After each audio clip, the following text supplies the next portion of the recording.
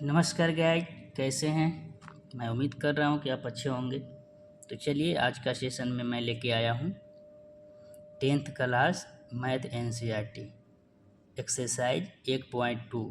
अगर 1.1 वीडियो अगर नहीं देखे हैं तो चैनल पे अपलोड है, जाकर देख सकते हैं।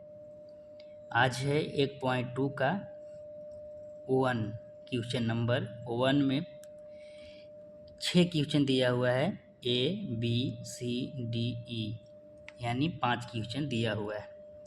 तो इस क्वेश्चन को बारी बारी से सॉल्यूशन करेंगे। यानी देखिए, पहले क्वेश्चन पढ़ते हैं क्या कह रहा है।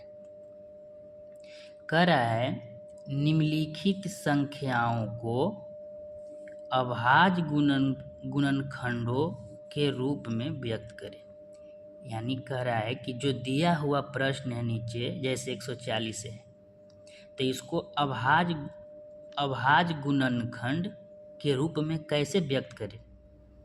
तो पहले 140 को मैं लेता हूं और बताता हूं कि 140 को अभाज्य गुणनखंड में कैसे लिखेंगे।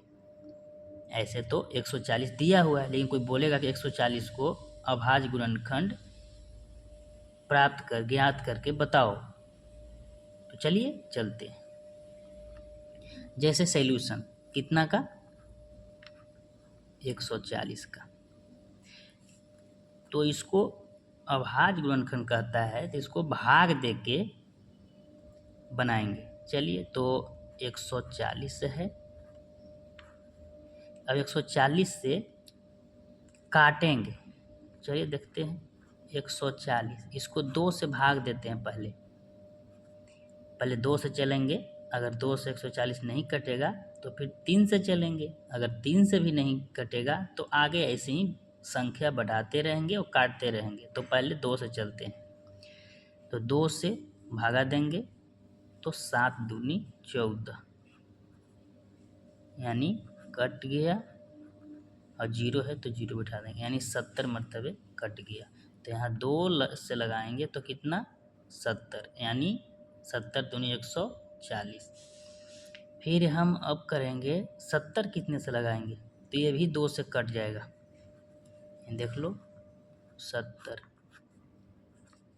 यानी 3 मरतबे लगाएंगे तो 6, घटेगा तो 1, फिर कितना 0, तो कितना 10। अब 10 को काटेंगे तो 5 दूनी 10, यानी कट गया कितने मरतबे, 70 कट गया 2 से 35 मरतबे। अब 35 बच गया। तो 35 कितना से काटेंगे, तो 2 से तो कटेगा नहीं, 3 से कटेगा, 7 बचे नहीं, 4 से भी नहीं, तो 5 से लगाते हैं। तो 7 बचे 35, डायरेक्ट काट देते हैं। कितना, 7 मरतबे। 5 का अगर पहाड़ा 7 बार पढ़ेंगे तो 35 आएगा। चलिए कट गया। फिर देखिए 7 से लगा देंगे इसको 1 मरतबे, कट गया। अब यहाँ देखते हैं इसको क्या करते हैं कि जो भी कटा है उसको पहले गुना में लिख लेते हैं।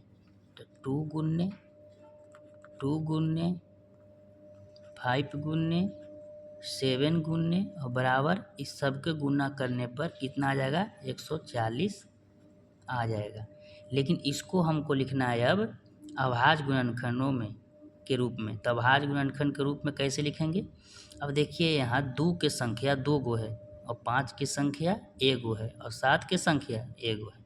तो अगर 2 की संख्या 2 गो है तो यहाँ पे लॉजिक था उसमें समझिए बेसिक, कि 2 की संख्या 2, यानी यहाँ गुना में कोई अंक रहता है और संख्या सेम बराबर रहता है, तो इसका पावर मान लो कि कुछ न है तो 1 पावर है, ये भी कुछ नहीं है तो इस पे पावर 1। कोई भी संख्या पॉजिटिव रहे और कुछ भी नहीं तो पावर 1 मान लेते हैं। इस पे भी पावर 1 है, इस पे भी पावर 1। तो क्या करते हैं कि बेस मानते हैं। आधार कितने हैं, 2 है, 2 गो है तो 1 गो लेंगे और उस पर पावर जुट जाता है। इतना याद रखिएगा कि गुना में पावर हमेशा जुट जाता है। तो 1 और 1 2, यानी 2 की संख्या 2 गो, फिर गुना है तो गुना।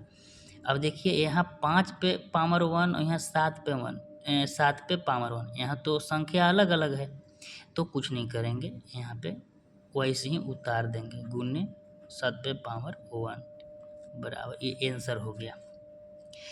तो यही अभाज्य गुणनखंड के रूप में हम लोग को आंसर मिला।